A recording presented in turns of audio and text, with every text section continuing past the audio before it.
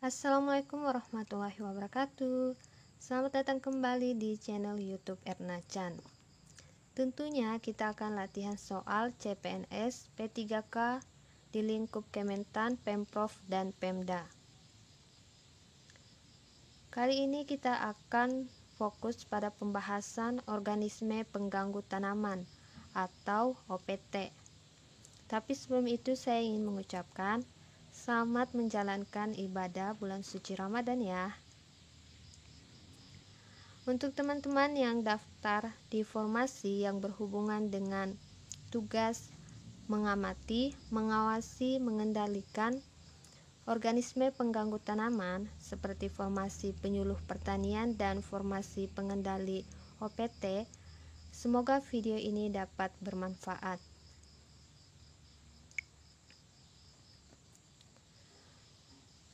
Di video saya sebelumnya, kita telah bahas tentang penyuluhan pertanian terkait materi, media, dan program penyuluhan pertanian. Untuk kali ini kita akan fokus pada organisme pengganggu tanaman.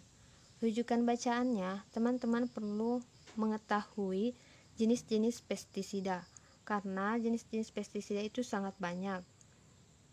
Setiap sasaran OPT memiliki jenis pestisida tertentu, misalnya saja fungisida, nematisida, algasida, dan herbisida. Selanjutnya OPT dan tanaman yang terinfeksi. Teman-teman perlu cari tahu OPT dan tanaman yang umum, misalnya untuk tanaman perkebunan ada cengkeh, lada, kakao, dan untuk tanaman pangan ada jagung, kedelai, padi, dan sebagainya. So, kita langsung latihan soal ya. Ada 10 nomor soal. Nomor 1.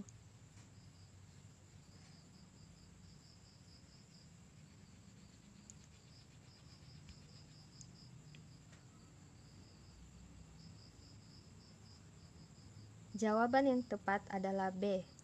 Kakao. Penyakit vascular streak diabetes atau VCD adalah penyakit yang menyerang komoditas kakao. Disebut juga dengan penyakit pembuluh kayu. Tampak daun kakao seperti ini. Menyebabkan tanaman kakao daun-daunnya berguguran, dan untuk tingkat serangan yang besar atau parah bisa menyebabkan tanaman kakao menjadi mati. Nomor 2.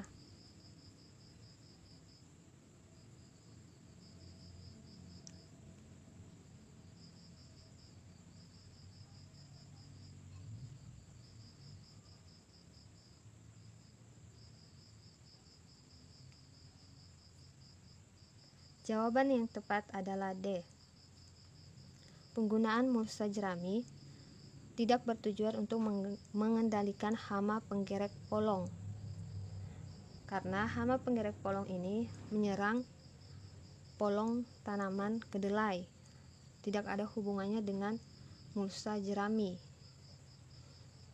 Selanjutnya, untuk pengendalian hama penggerek polong dilakukan dengan cara tanam serempak dalam kurun waktu 10 hari, pergiliran tanaman, penyemprotan NPV 180 ulat per 500 liter per hektar, dan pelepasan parasitoid trichogramma, di mana parasitoid ini dapat membunuh hama penggerek.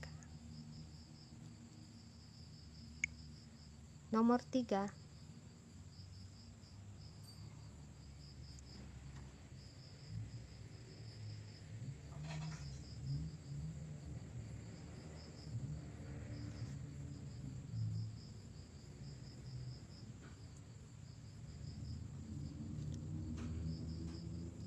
Jawaban yang tepat adalah A.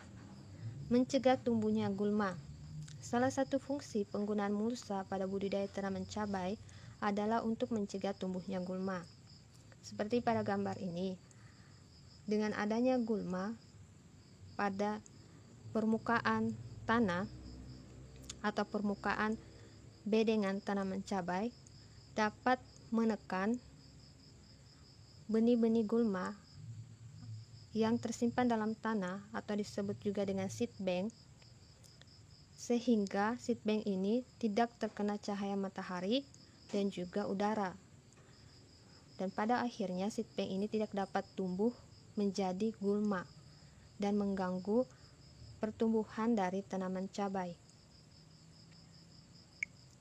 Nomor 4,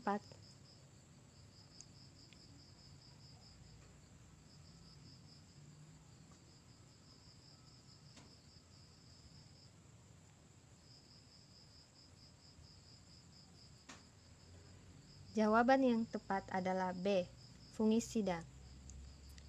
Penyakit layu fusarium disebabkan oleh infeksi jamur atau cendawan, sehingga untuk mengatasinya, benih bawang perlu diberi perlakuan dengan menggunakan fungisida mancozeb.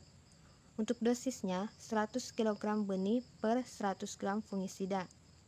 Setelah benih bawang diberikan fungisida, perlu untuk disimpan dalam karung selama 1-2 hari sebelum ditanam.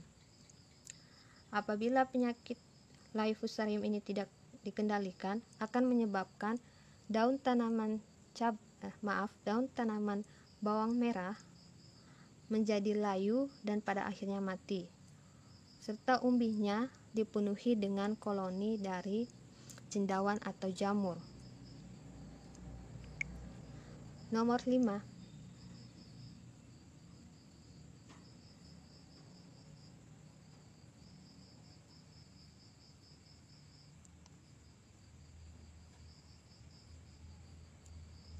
jawaban yang tepat adalah A, Phytophthora capsici. Penyakit utama tanaman lada adalah penyakit busuk pangkal batang (BPB), seperti gambar ini, karena disebabkan oleh serangan Phytophthora capsici.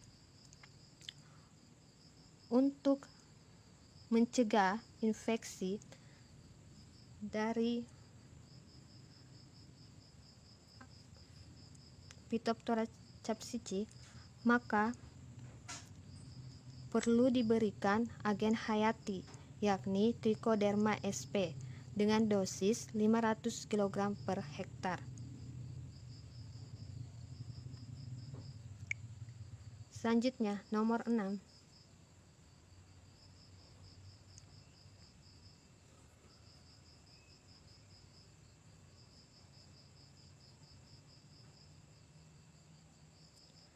Jawaban yang tepat adalah E, semut. Hama yang sering menyerang tanaman jagung sangat banyak, diantaranya ulat gerayak, penggerek tongkol, tikus, penggerek batang, lalat bibit, dan penyakit bulai. Pada fase pertama pertumbuhan tanaman jagung, yakni fase dari benih atau fase mulai tanam sampai tanaman tumbuh, umumnya hama yang menyerang adalah semut, karena semut ini dapat menggigit atau memindahkan benih tanaman jagung yang disebar di lahan pertanian, sehingga tanaman jagung yang tumbuh jumlahnya menjadi sedikit. Nomor 7.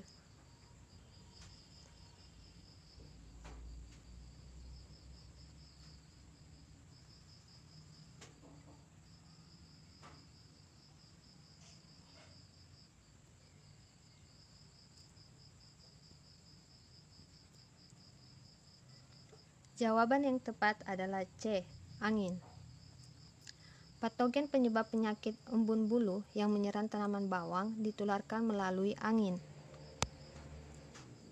Penyakit embun bulu ini juga sering disebut dengan tepung palsu, disebabkan oleh infeksi jamur atau cendawan Peronospora destructor.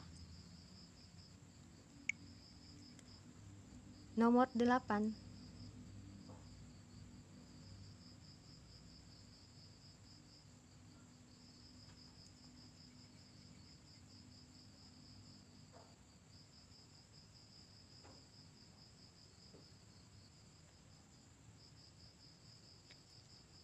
Jawaban yang tepat adalah D, herbisida.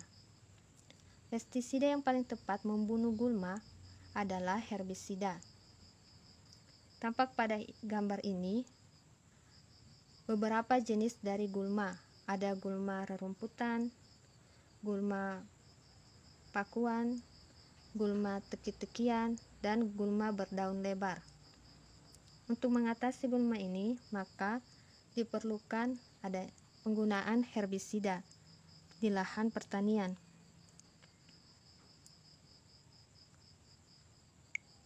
Nomor 9.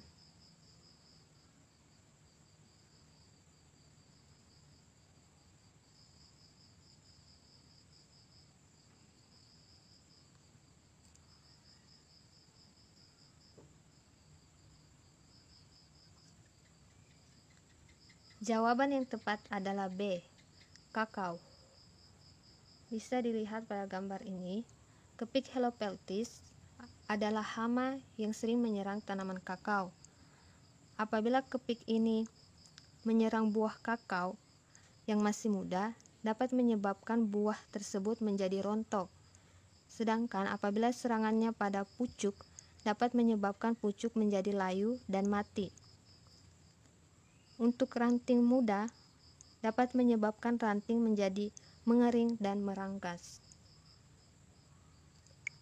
Nomor 10.